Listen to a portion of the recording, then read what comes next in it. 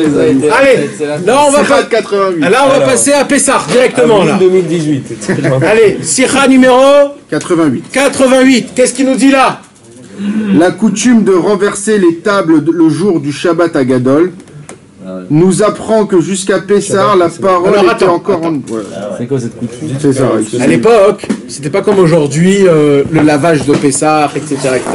Et à l'époque, on n'avait pas la commode, le buffet, l'étagère. Il y avait à l'époque une seule table. D'accord? Et il y avait une seule table et c'est là-bas où on mangeait, c'est là-bas où on écrivait, c'est là-bas où on cousait, c'est là-bas où on faisait tout sur cette table. Ouais, pas maintenant, 200 les mètres tables à carrés. l'époque, ils étaient faites en bois, pas du bois comme ça lisse. C'était du bois comme avec des traits. Maintenant, qu'est-ce qui se passe quand tu manges sur cette table toute l'année du Hametz?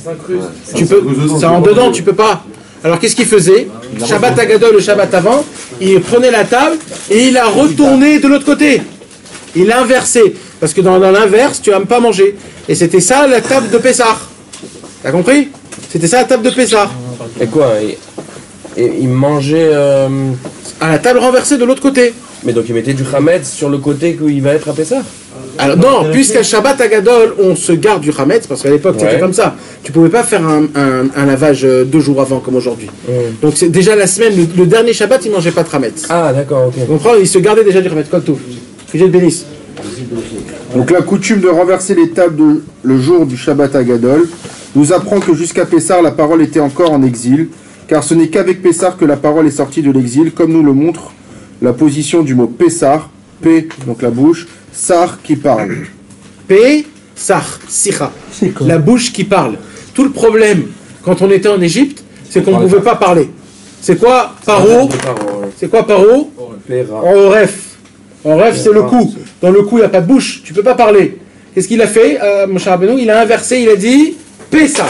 Moi, je vais vous tourner, vous allez parler. Ce qu'il a gagné, Paro, c'est quoi? C'est qu'il nous a fermé la bouche. On ne pouvait pas prier, on ne croyait pas à notre prière. Hein? Ouais, ça c'est un autre Inyan. Mais sur le Inyan, parce que le Brit à mort, il est Mechoubal. Mais tout le travail de Pharaon, c'était quoi? De nous fermer notre bouche. Et si aujourd'hui on n'arrive pas à ouvrir notre bouche, c'est parce qu'on est encore en Égypte. Et c'était quoi le travail de Moshe Rabbeinu? C'était de faire Pessah, l'inverse de Paro, Oref, de nous ouvrir la bouche. Alors, c'est 148. De quoi? Pessah, Nachon. En effet, le fait que la parole soit sortie de l'exil, c'est en cela que réside essentiellement la sortie d'Égypte. Or, ça veut dire comment on est sorti d'Égypte? Toi tu crois que comment on est sorti d'Égypte? On a sorti d'Égypte parce qu'il y avait Moshe Rabbeinu, qu'il a fait les 10 trucs, etc. Non, il dit Hachem. Il dit non. On est sorti d'Égypte, tu sais comment? Parce qu'on a prié. Parce qu'on a crié, on a prié. Au moment où on a prié, le lendemain on est sorti. C'est quand il est mort par ouais. C'est comme ça qu'on est sorti. Tu t'imagines si on aurait crié avant, on serait sorti avant. Quand on va monter après 120 ans dans le ciel, on va nous dire ça t'a pris longtemps, etc., etc. Il va dire, mes frères, tu n'as pas crié. Le jour où tu as crié, ça marchait. Il fallait crier. Ouais, c'est comme le Harizal. C'est mamache comme ça. Ouais, c'est comme ça, mamache. Alors? Or, la table symbolise la parole. Voilà. Comme on peut le voir dans le verset d'Ézéchiel, il me dit, voici la table devant Dieu. Vaïdaber elai, za shulchan asher lifnei Adonai. Ça veut dire, Vaïdaber, shulchan. Vaïdaber elai, quand tu parles vers moi, za shulchan asher lifnei Adonai. C'est comme si tu t'assois et tu manges. Donc là, Rabbeinu, il fait un lien entre la parole et la table. Pourquoi Shabbat Agadol, on inverse la table? Le Shabbat Agadol, c'est le Shabbat avant Pessah. Parce qu'au début, on était Oref. Et on a inversé du Oref à la bouche. Donc on inverse la table. Ça veut dire on fait montrer à Hachem qu'on n'est plus à la nuque, on est à la bouche. Donc on change. Comment tu l'inverses la table? Alors on a expliqué. Non mais ça aujourd'hui, c'est pas tellement applicable. On a expliqué qu'à l'époque, on mangeait sur la table toute l'année du Hametz. Et à l'époque, la table, elle avait des haritim. Alors le Hametz, il rentrait dans les haritim. Et ça, on ne peut pas laver. Alors qu'est-ce qu'il faisait Shabbat Agadol? Comme il mangeait plus de Hametz, c'était le Shabbat avant Pessah, il retournait la table. Parce que là où il retournait la table, c'est là où ils n'ont pas mangé toute l'année. Et là, c'était propre de Hametz. Mais elle est par terre. Hein? C'est quand même par terre la table. Non, c'est le plateau. Ah, juste le plateau. Le plateau de la table. Et c'est comme ça. Et c'est ça qui dit Rabbeinu. Comment tu fais maintenant? Toi, tu fais quoi ce matin? Eh ben, je fais l'imbécile, je prends toute la table et je la renverse et je la remets. Ouais, parce que je sais pas quoi faire d'autre. Il faut avoir une table où tu peux enlever le plateau. Ouais. D'abord, j'ai une Zim, question. zim, zim. D'après Chassidim, tu ne manges pas sur une table où il n'y a pas de nappe, c'est un camabrit. Alors, comment c'est possible qu'il y ait de Khamet sur une table, même s'il y a des Khametim, si la table d'un Chassid est jamais... Si t'as posé du pain. Tu m'excuses quand tu... jamais découvert. Quoi, jamais découvert.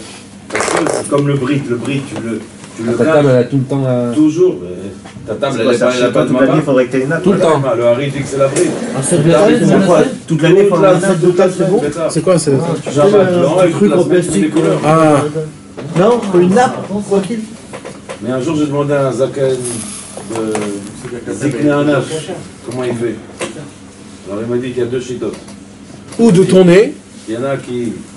qu'ils Moi, inversent. ce que je fais, c'est que je m'assois de l'autre côté de la table. J'inverse la table. C'est-à-dire que tous les enfants et tous on tourne on change.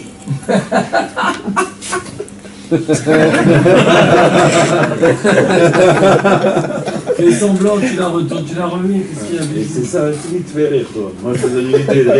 Tu dis, tourne la table et remets-la. C'est-à-dire, il n'a rien fait. Allez les enfants, suivez-moi, suivez-moi les autres. Toute l'année, une personne elle a sa place. D'accord. Chez toi, il y a une personne qui connaît sa place à table. Et on fait. À Pessar, tout le monde, c'est le contraire. C'est retourner la table. Parce que je ne peux pas retourner la plata. Et la deuxième chose, tu disais, il y a une deuxième chose. C'est ce qu'il a dit la table. C'est de retourner la table. Tu pourrais retourner la table, la plata. Il faut avoir une table où on peut retourner la Ouais, plata. mais on va pas acheter une table pour ça maintenant. Pourquoi pas? Ah, alors, tu veux pas vraiment alors? Allez, pourquoi pas? Si c'est vraiment important pour toi, alors achète une table Et comme si en ça. plus t'as une nappe de dessus, c'est pas obligé d'avoir une belle table. En plus. C'est comme dans les mariages.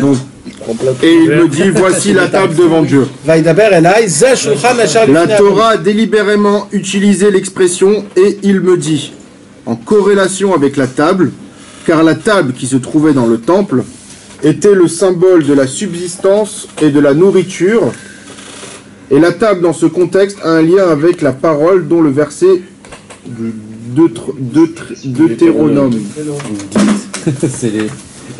C'est un délire. Car la subsistance de l'homme dépend de ce qui sort de la bouche de Dieu. Et lorsque la parole n'est plus en exil, dès lors, la table synonyme de parole est synonyme de face, comme on le voit dans le verset déjà cité. Parce que comment on appelait le pain dans le Beth Amikdash? Apanim. Et panim, c'est la face, c'est pas la nuque. Donc comme le pain, il représente la face, quand je ne prie pas, c'est que Akadosh Baruch Hu me fait montrer sa nuque. Donc moi aussi j'ai ma nuque et je peux pas prier avec Hachem. Mais quand je parle, c'est l'Echem Apanim. Alors grâce à ça, même si Hachem, il me fait montrer sa nuque, le fait est que je parle, Dieu il est obligé de me faire montrer sa face. Parce que je parle. Et c'est ça le signe. C'est de là que tu apprends la délivrance. Quand tu as des vrais problèmes, c'est que Dieu il te fait montrer ta nuque. Donc qu'est-ce que tu fais pour qu'il n'y ait pas de problème? Alors tu pries, pourquoi? Parce que quand tu vas prier, alors il va te faire montrer sa face, obligatoirement. C'est pour ça qu'on appelle le pain le lechem apanim. Et on a dit que le lechem apanim, il était où? Dans la table du Beth Amikdash. Et sur la table du Beth Amikdash, il y a écrit quoi? Vaidaber elai za shulchan asher lifnei Adonai. Vaidaber elai, quand tu me parles à moi, il y a la table. La table, le lechem apanim, ça enlève la starat panim. C'est comme ça qu'on est sorti d'Égypte. Tout ça, en prenant une table et en la renversant. Vous voyez jusqu'à où ça va? Jusqu'à où Rabbeinu il peut faire des inyanim? Et ça, c'est encore un petit peu... Ça c'est Stam, c'est comme ça. Rabbi Nathan a dit je me rappelle pas, je vous écris juste que je me rappelle comme ça. Amen, il a dit ça. Il a dit je vous écris comme ça. Donc je reprends. Et lorsque la parole n'est plus en exil, dès lors la table synonyme de parole est synonyme de face, comme on le voit dans le verset déjà cité. Et il me dit, voici la table qui est face à Dieu, qui se trouve donc devant Dieu, autrement dit face à lui et pas renversée. Et c'est pour cette raison qu'avant Pessar, période pendant laquelle la parole était encore en exil, c'est comme si la table était encore renversée, car la sortie d'Égypte n'avait pas encore eu lieu, et ce n'est qu'avec Pessar que la parole est sortie de l'exil, comme le montre le terme même de Pessar, la bouche qui parle. On a fait beaucoup ce soir. Chazak. Un grand paquet. Baruch Hashem, grâce à Dieu, merci à vous. Merci. Sans vous, jamais j'aurais. Le pétec, t'as pas parlé. On a expliqué. C'est ça Pessar. Tous les liens de Pessar, c'est la bouche qui parle. C'est la sortie d'Égypte, c'est la tfila. Et Pessah, c'est qui nous a dévoilé la tefila? C'est Pessah. 148, c'est Rabbi Nachman. Et quand tu es avec Rabbi Nachman, t'as la choukran. Vaïdaber Ela Isa Shulchan T'as Hashem. le Sulam, t'as le Sinaï, t'as tout. T'as le Da, t'as le Nar, t'as Boché, t'as le Etrog, t'as la belle femme, t'as tout ça, la sagesse, t'as tout. Yesh l'école, c'est la partie de la... Yesh l'école, yesh les raves, ouais. C'est qui a dit le premier j'ai mon rave? J'ai mon rave, hein, j'ai mon rave. C'est Esav. Il a dit yesh les raves. Comme il a dit yesh l'école.